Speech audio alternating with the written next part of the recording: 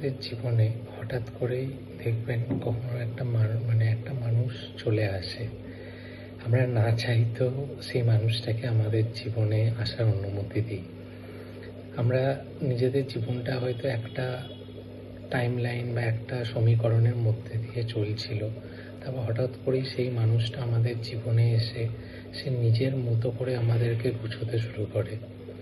আমাদেরকে একটা সুন্দর স্বপ্ন দেখায়, আমাদেরকে অনেক কিছু জিনিস বোঝায়। তারপর একদিন হঠাৎ করেই সেই মানুষটা আবার জীবন থেকে চলে যায়।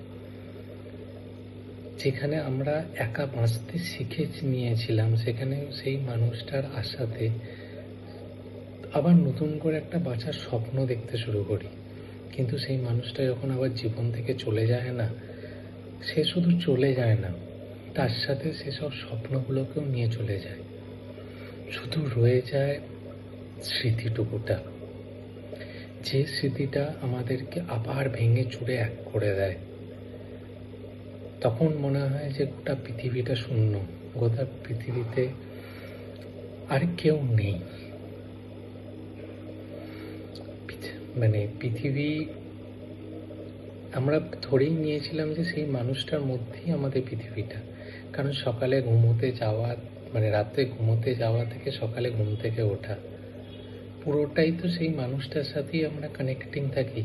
তারপর যখন হঠাৎ করে একদিন সেই কানেকশানটা বন্ধ হয়ে যায়, হঠাৎ করে একদিন যখন তাকে ফোন করার অধিকার চলে যায়, তারকে মেসেজ করা, তার সাথে কথা বলা, সমস্ত রকম অধিকার যখন চলে যায় না, তখন আমরা ভেবে পাই না আমরা কি করব। তখন আরও একা থাকাটা নিজেকে ভেতরে ভেতরে শেষ করতে থাকে। তখনই হয়তো মানুষ কোনো রং ডিসিশন নেয় জীবনে।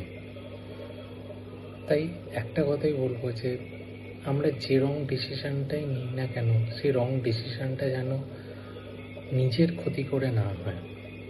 কারণ আজকে আমি যদি নিজের ক্ষতি করি, আজকে কিন্তু আমি একাই শেষ হব, সেই মানুষটার কিন্তু কিচ্ছু যায় আসবে না। কারণ সে তো চলেই গেছে জীবন থেকে, সে তো আর ফিরে আসবে না। তাই কোথাও গিয়ে নিজেকে সময় দেওয়াটা হয়তো খুব দরকারি।